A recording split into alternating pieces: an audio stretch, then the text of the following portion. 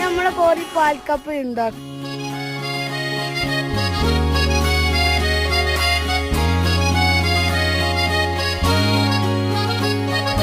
വാതിൽ മെല്ലെ തുറന്നൊരു നാളിൽ അറിയാതെ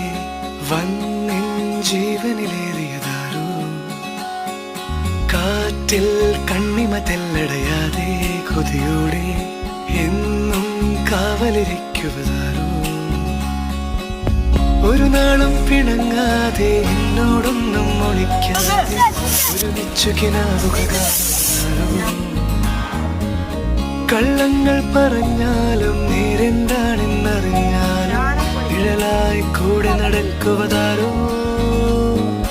വാതിൽ മെല്ലെ തുറന്നു